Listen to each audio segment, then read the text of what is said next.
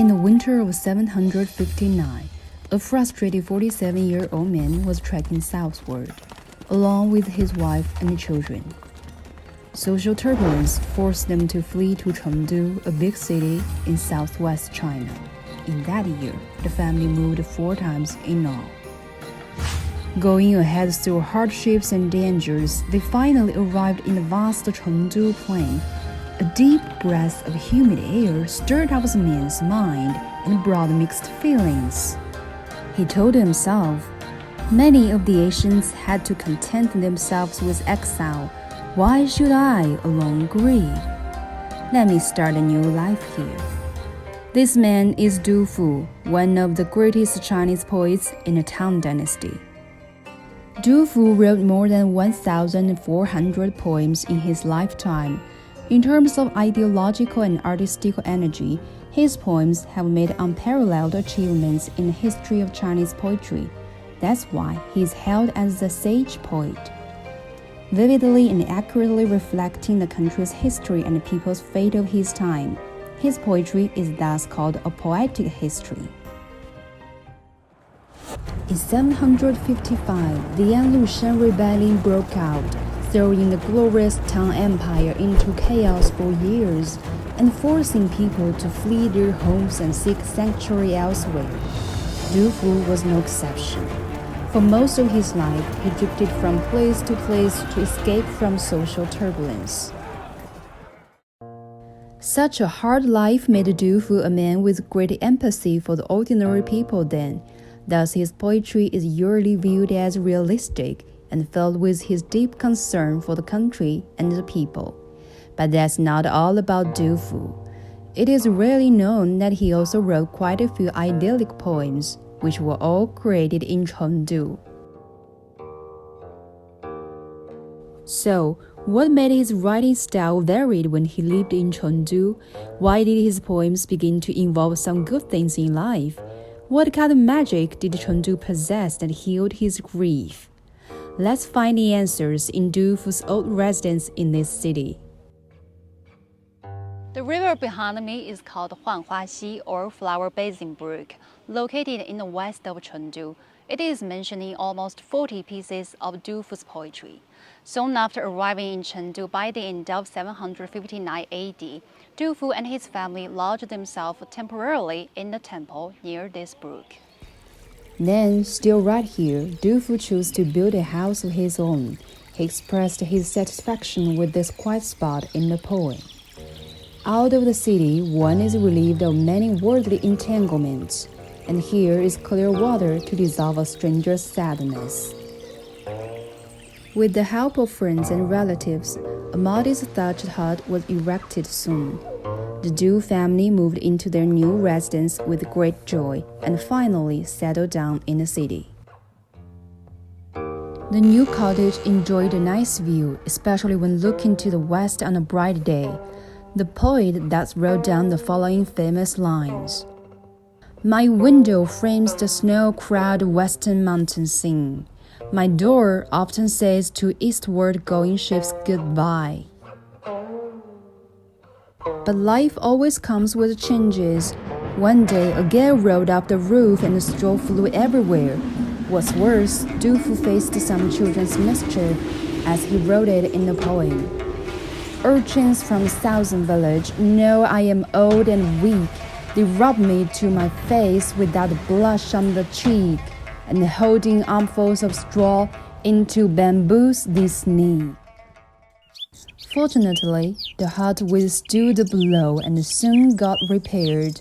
Surrounded by green plants and pavilions, the quondam hut became more livable then. The original hut built by Du was destroyed and hasn't been preserved to this day. But this place has become a sacred site in Chinese literature.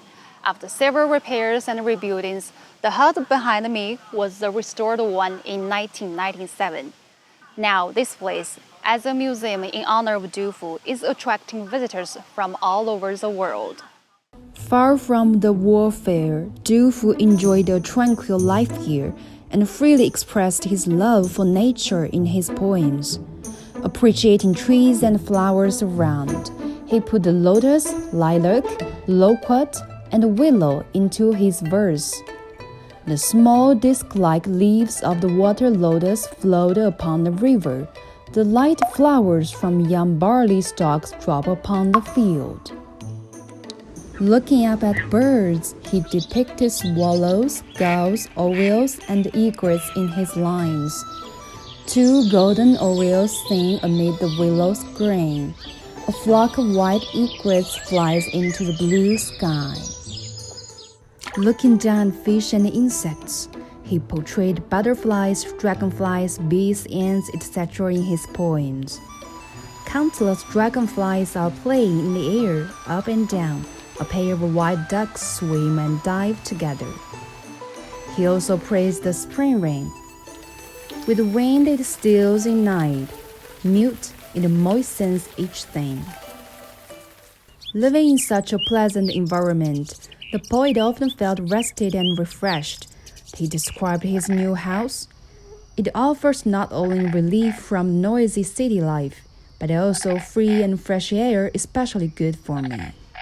Du Fu and his family barely made their ends meet, relying more on their friends to survive.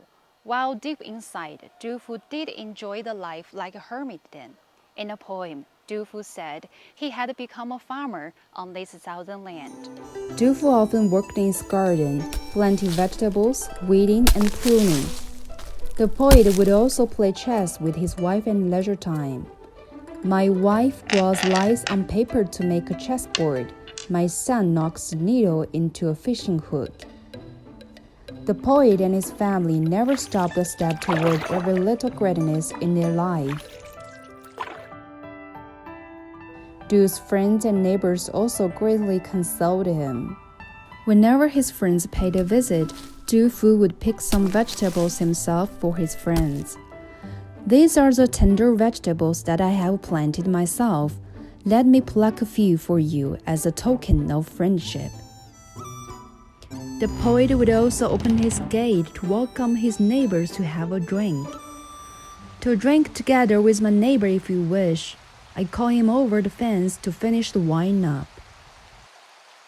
Apart from those delightful poems, in Chengdu, Du Fu also wrote a famous poem with deep sorrow that numerous readers marvel at. Could I get mansions covering 10,000 miles, I'd house all scholars poor and make them beam with smiles. He wrote those lines on a sleepless rainy night when his roof was leaking. The poet, a man full of compassion wherever he was, never forgot his deep love for the country and the people.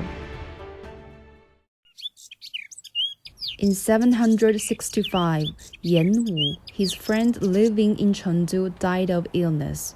The loss of Yan's support forced the Du family to leave the city and sail down to the east for new refuge. From the first arrival in Chengdu to the family's migration again, Du Fu resided here for 3 years and 9 months. That was a short but peaceful period he had obtained in troubled times. The poet composed more than 240 poems during his stay in Chengdu. More than 1,000 years ago, Chengdu embraced Du Fu with warmth and hospitality. This city healed his spirit and evoked soft and romantic feelings deep in his heart. Now, Chengdu, open and inclusive as usual, is welcoming newcomers with outstretched arms, comforting them with a cozy lifestyle.